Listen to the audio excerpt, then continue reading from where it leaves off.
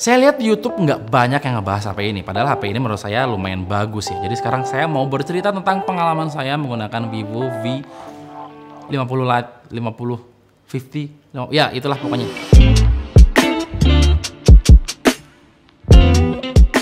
Secara desain sebenarnya bisa dibilang mirip dengan varian 4G-nya. Dia punya frame glossy dan back cover semi matte yang nggak gampang nempel sidik jari ya. Terus kalau kalian lihat bagian frame kameranya juga cukup menonjol dengan 2 step gundukan gitu. Jadi cetuk-cetuk gitu. Desain HP ini sebenarnya cantik menurut saya. Bodinya tipis sekitar 7,8 mm. Terus dia juga enteng. Beratnya nggak nyampe 200 gram gitu. Pas dipegang tuh nyaman aja gitu. Untuk durability dia juga punya SGS 5 star drop resistance ya. Dia juga punya military grade mil STD 810H yang artinya memang dia kuat buat dibanting-banting. Dan satu hal yang perlu kalian tahu, nggak banyak HP mid-range yang punya sertifikasi mil STD 810. Kecuali PBK bersaudara. Spesialis kayaknya mereka. Sayangnya kita nggak nemu ada sertifikasi anti-air di HP ini. Karena satu-satunya sertifikasi yang ada di HP ini adalah IP69 atau IP69. Dimana dia hanya tahan terhadap semprotan air bertekanan tinggi. Jadi kalaupun HP ini harus dicelupin, sebisa mungkin jangan sampai bagian bawahnya terendam air ya. Karena bisa dipastikan air akan masuk ke HP. Jadi kesimpulannya, saya suka sama desain HP ini. Kekurangannya ya materialnya masih plastik gitu. Untuk sebuah HP dengan harga hampir 5 jutaan, dimana di brand lain kita bisa dapat HP dengan material metal, HP ini tuh berasa kayak, oke, saya akan menggunakan kata overpriced. Puas Anda. Secara look memang HP ini nggak kelihatan murah ya, karena frame glossy berwarna coklat ini menurut saya nggak jelek-jelek amat ya, dan nggak kelihatan murahan seperti warna chrome atau silver, metallic atau yang lain gitu.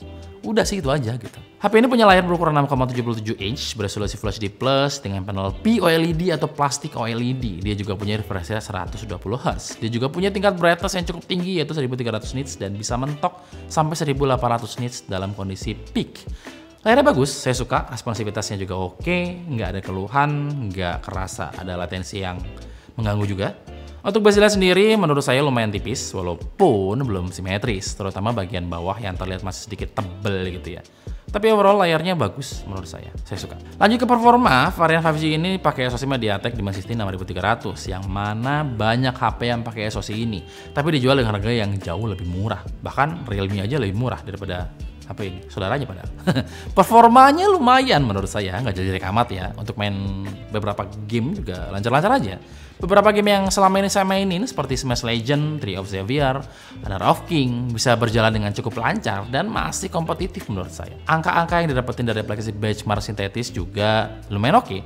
Untuk Antutu dia dapat 430 ribuan. Terus untuk Geekbench di performa single core ada di 748, sedangkan performa multicore-nya ada di 1923. Performa di HP ini juga stabil, nggak ada gejala-gejala throttling, bahkan dalam pengujian stability ada di angka 99,5%, hampir 100% tuh.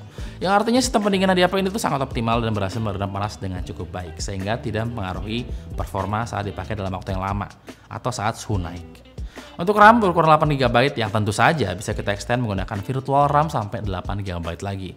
Jadi total ada 16GB. Sedangkan untuk storage-nya berukuran 256GB yang saya nggak tahu dia pakai UFS seri berapa ya. Tapi melihat hasil pengujiannya di mana dia bisa menulis dengan kecepatan 254 MB per second dan membaca dengan kecepatan 362 MB per second, kemungkinan besar dia pakai UFS 2.2.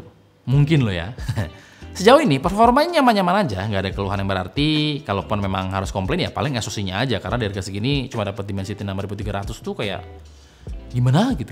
Tapi sekali lagi, ini Vivo yang secara nama mungkin lebih besar dibandingkan brand lain gitu. Kayaknya itu aja sih alasan kenapa HP ini lebih mahal dibandingkan brand-brand lain dengan SoC yang sama ya. Untuk fiturnya juga lumayan lengkap, dia punya dual speaker stereo yang nyaring dan volumenya itu kenceng banget ya. Bahkan kita bisa nge-boost si volume sampai 400%. Gimana dalam kondisi volume mentok ini suaranya sedikit cempreng gitu. Karena frekuensi low atau bassnya tiba-tiba menghilang gitu. Terus tentu HP ini punya NFC, dia punya dual nano SIM, punya Bluetooth 5.4 dan lain-lain. Karena HP ini menggunakan panel OLED, jadi sensor fingerprintnya ditaruh di dalam layar ya. Performanya cukup cepat walaupun terkadang agak sedikit bolot. Karena 1 dari 5 kali percobaan saya membuka layar, si fingerprint gagal membaca sidik jari saya. Untuk software, tentu saja Vivo V50 atau V50 Lite varian 5G ini pakai Android 15 dengan tampilan antarmuka Vantage OS 15. Dulu saya pernah bilang bahwa salah satu UI yang saya tidak suka atau tidak nyaman adalah Vantage OS, dimana menurut saya waktu itu ya, user interface buatan Vivo ini terlihat norak gitu, kekanak-kanakan, terus kayak nggak cocok aja sama selera saya gitu. Tapi entah kenapa sejak versi 15 ini tampilannya berubah 180 derajat. Dimana menurut saya versi baru ini terlihat lebih kalem, lebih enak dilihat, lebih smooth. Ya pokoknya masuk ke kriteria saya lah. Jadi untuk software saya nggak ada keluhan sama sekali. Terus untuk baterai, ini yang mungkin jadi alasan kenapa HP ini dibanderol di harga 4 juta lebih. Vivo V50 Lite 5G ini punya kapasitas baterai yang gede banget, yaitu 6500 mAh. Dimana secara angka harusnya nggak mungkin bisa masuk ke dalam bodi setipis ini.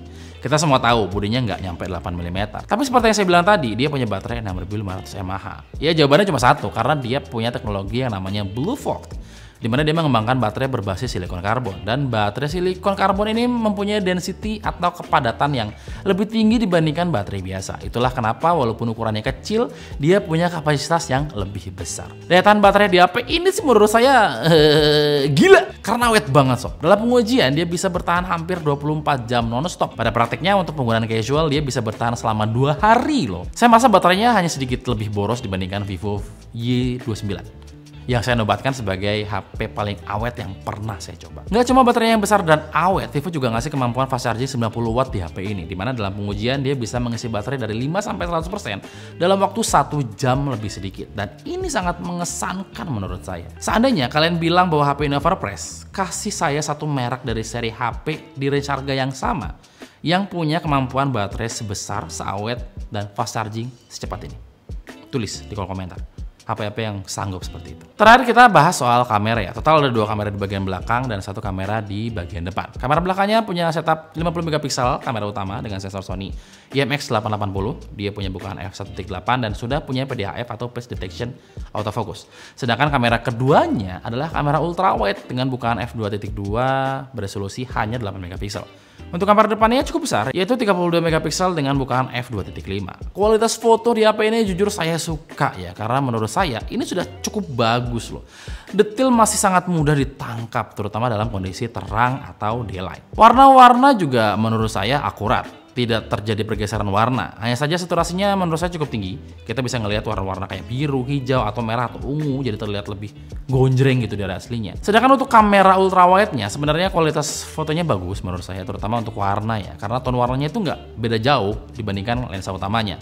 Masalahnya adalah detailnya yang menurut saya agak sedikit minim ya, tapi ini wajar mengingat resolusinya hanya 8 megapiksel, yang mana kita sulit berharap lebih dari lensa beresolusi sebesar ini. Di kondisi low light, fotonya juga lumayan oke, foto terlihat bersih, minim noise, dan tajam tentunya.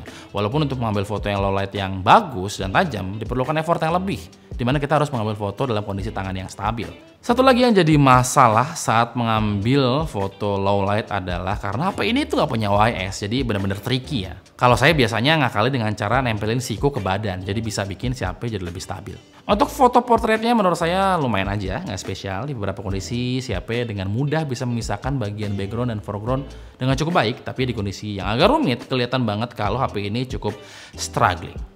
Untuk kamera depannya nggak banyak yang bisa saya ceritakan karena kita semua tahu jam terbang Vivo dalam meracik kamera depan itu udah sangat tinggi ya, udah sepuh dia. Bahkan mungkin salah satu yang terbaik untuk urusan foto selfie ya. Fotonya bagus, tajam, warnanya juga saya suka, skin tone-nya akurat. Ya pokoknya untuk kamera depan no komplain lah dari saya. Oh iya, by the way, HP ini juga bisa dipakai buat foto bulan. Ada mode supermoon yang bisa kita pakai kalau penasaran mau lihat gimana bentuk bulan. Saya pribadi sih nggak pernah pakai ini ya. Tapi kalian bisa pakai buat balas teman-teman kalian yang suka pamer foto bulan yang diambil pakai handphone flagship mereka. Buat foto bulan mah kagak perlu flagship sob. Ini adalah hasil perekaman video dari Vivo V50 Lite 5G, dimana untuk resolusi maksimal yang bisa direkam adalah Full HD di 60 fps. Dan untuk resolusi dan fps segini dia hanya bisa digunakan di lensa utamanya, nggak bisa lensa ultrawide. Dan pada saat 60 fps stabilizernya mati. Apakah berguncang banget tanpa stabilizer? Ya kalian lihat sekarang, berguncang nggak kira-kira? Nah, kalau ini adalah hasil perekaman video dengan lensa ultrawide. Sekali lagi ini hanya bisa di Full HD 30 fps saja.